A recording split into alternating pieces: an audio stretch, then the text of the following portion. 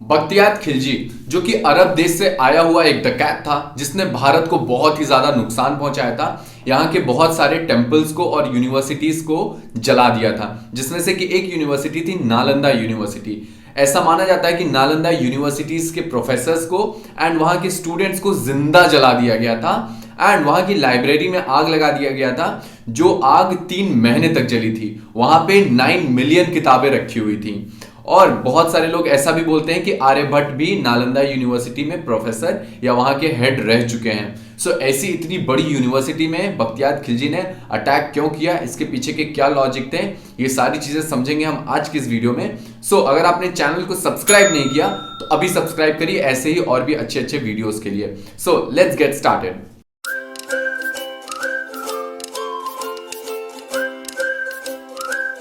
खिलजी को समझने से पहले नालंदा यूनिवर्सिटी के बारे में जान लेते हैं। नालंदा यूनिवर्सिटी, ना आलम दा which is a Sanskrit word जिसका मतलब होता है अनस्टॉपेबल फ्लो ऑफ नॉलेज।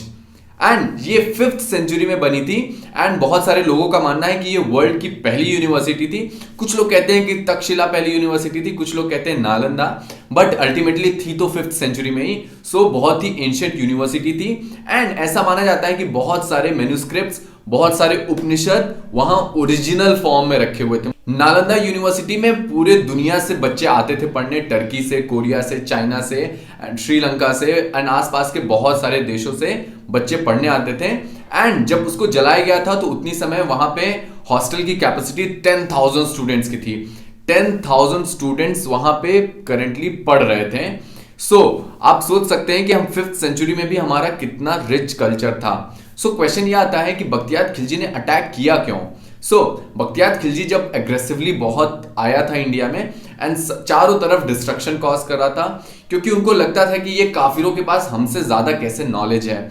वो भारतीयों को काफिर की नजर से देखते थे। उनका एक मिशन था कि यहाँ के सारे टेम्पल्स, सारे यूनिवर्सिटी एंड सारे नॉलेज के सोर्सेस को डिस्ट्रॉय करना है, क्योंकि ये काफिर हैं एंड ये हमसे ज्यादा इंटेलिजेंट नहीं हो सकते हैं।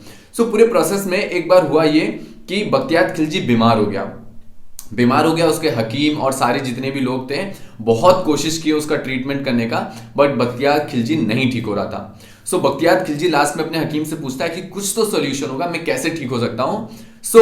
हकीम ने बताया कि नालंदा यूनिवर्सिटी में एक प्रोफेसर है राहुल देव भद्र, वही आपका ट्रीटमेंट कर सकते हैं, वही इस बीमारी के स्पेशलिस्ट हैं। पहले तो बख्तियार खिलजी नहीं माना क्योंकि वो हमको काफिर मानता था एंड ट्रस्ट इशू था। लेकिन जब लास्ट में बख्तियार खिलजी की तबीयत बहुत ज्यादा बिगड़ जाती है तो बख्तियार खिलजी कहता है ठीक है, राहुल श्री भद्र को बुलाया जाए, बट मेरी एक कंडीशन है, मैं कोई भी दवाई खाऊंगा नहीं एंड कहीं पे भी मलहम नहीं लगाने दूंगा, क्योंकि बख्तियार खिलजी को इनसिक्योरिटी थी कि कहीं अगर वो कोई पॉइजन दे दिए तो मेरे लिए हार्मफुल हो सकता है। राहुल श्री भद्र को बताया गया, जो कि नालंदा यूनिवर्सिटी के हेड थे, वो अग्री हो गए, कहें ठीक है, मैं बिना कुछ दिए ही इलाज करने के लिए रेडी हूं। एंड जब राहुल श्री भद्र आए तो बख्तियार खिलजी से बोलते हैं कि ठीक है, तुमको कुरान के 4 पन्ने पढ़ने होंगे डेली एंड तुम ठीक हो जाओगे। बख्तियार खिलजी हंसने लगा, कहता है ये कैसे हो सकता है कि मैं कोई चीज पढ़ लूं और ठीक हो जाऊंगा। राहुल श्री भद्र बोलते हैं कि नहीं, आप बस इसको पढ़िए एंड आप ठीक हो जाएंगे। बख्तियार खिलजी खुश हो गया, कहता है इसमें क्या है, ये तो बहुत आसान है, मैं डेली पढ़ूंगा 4 पन्ने। बख्तियार खिलजी को कुरान दिया गया एंड बख्तियार खिलजी उन पन्नों को पढ़ना स्टार्ट किया एंड बहुत ही जल्दी बख्तियार खिलजी ठीक हो गया। ये जैसे ही वो ठीक हुआ, बख्तियार खिलजी का दिमाग हिल गया कि मुझे कोई ट्रीटमेंट दिया, मैं ठीक हो गया, इन काफिरों के पास हमसे ज्यादा कैसे नॉलेज है, हमारे हकीम जो चीज नहीं कर पाए ये काफिर कैसे कर पा रहे हैं उन चीजों को। ये चीज बहुत ज्यादा डिस्टर्ब कर दिया बख्तियार खिलजी को। जब पूछा गया राहुल श्री भद्र से कि आपने कैसे ठीक किया बिना कोई दवाई दिए, कि मैंने उस किताब के पन्नों में दवाई लगाई थी।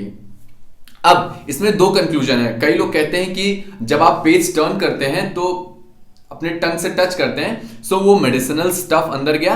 एंड कुछ लोग का मानना है कि वो जो पेज में स्मेल थी, स्मेल ही दवाई का फॉर्म थी एंड वो स्मेल अंदर जा रही थी, जो कि बख्तियार खिलजी जिसके कारण ठीक हो गया। बख्तियार खिलजी ये जानते इतना ज्यादा डिस्टर्ब हो गया कि ये काफिरों के पास हमसे ज्यादा कैसे नॉलेज है। उसका एक ही मिशन था कि इनके नॉलेज सोर्स को खत्म कर देना, ताकि हम ज्यादा नॉलेजेबल हो एंड दुनिया को यह दिखे कि हमारे पास ज्यादा नॉलेज है ना कि इन काफिरों के पास। एंड तुरंत ही नालंदा यूनिवर्सिटी पे अटैक करता है बख्तियार खिलजी। वहां के सारे प्रोफेसर, सारे स्टूडेंट को जिंदा जला दिया जाता है, आप सोच सकते हैं। एंड वहां की लाइब्रेरी में आग लगा दी जाती है। ऐसा माना जाता था कि वहां के जितना भी रिसर्च था वो सारी चीज लाइब्रेरी में रखी हुई थी। जब लाइब्रेरी में आग लगाया जाता है, वो आग जो है 3 महीने तक चली थी। एंड ऐसा माना जाता है कि उसमें 9 मिलियन किताबें रखी हुई थी। आप सोच सकते हैं उतनी समय फोटोस्टैट मशीन नहीं हुआ करती थी एंड 9 मिलियन किताबें हाथ से लिखी जाती थी। एंड उनको हाथ से लिखने में कितना ज्यादा मेहनत किया गया होगा। हमारी सारी एंशिएंट स्क्रिप्चर्स वहीं पे थी। बहुत सारी मैन्युस्क्रिप्ट्स रियल एंड ओरिजिनल रखी हुई थी, जो कि पूरा डिस्ट्रॉय हो गया। एंड उस यूनिवर्सिटी के साथ सिर्फ यूनिवर्सिटी नहीं डिस्ट्रॉय हुई, हमारा कल्चर भी डिस्ट्रॉय हो गया। क्योंकि भारत का जो रिच कल्चर है, जो चीज हम जानते हैं, उसमें बहुत सारी चीजें थी जो उस आग के साथ ऊपर चली गई, जो शायद कभी दोबारा नहीं मिलेंगी। एंड ये हमारे कल्चर पे सबसे बड़ा अटैक था एंड सबसे ज्यादा बड़ा लॉस हुआ था भारत को पहली बार। एंड सिर्फ नालंदा यूनिवर्सिटी नहीं, उसके बाद बैक टू बैक बहुत सारी यूनिवर्सिटीज में बख्तियार खिलजी ने आग लगाया था एंड बहुत ही ज्यादा नॉलेज हब जहां जहां हमारे थे डिस्ट्रॉय कर दिया था। हमारे टेंपल्स को भी नॉलेज का सोर्स माना जाता था, हमारे टेंपल्स को भी डिस्ट्रॉय किया गया था। इसीलिए भारत में आज हम जहां पे भी मंदिर और मस्जिद के कॉन्फ्लिक्ट देखते हैं, वो कॉन्फ्लिक्ट यही होते हैं कि हमारे या तो वहां पे टेंपल थे या कोई ना कोई नॉलेज सोर्स था जिसको डिस्ट्रॉय करके वहां पे कुछ और बनाया गया। इसमें एक और गेम ये था कि बहुत सारे अरब्स जो है वो ट्रेडर्स थे, तो वो इंडिया आते थे, यहाँ की चीजें ले जाते थे एंड वेस्टर्न वर्ल्ड को बेच देते थे।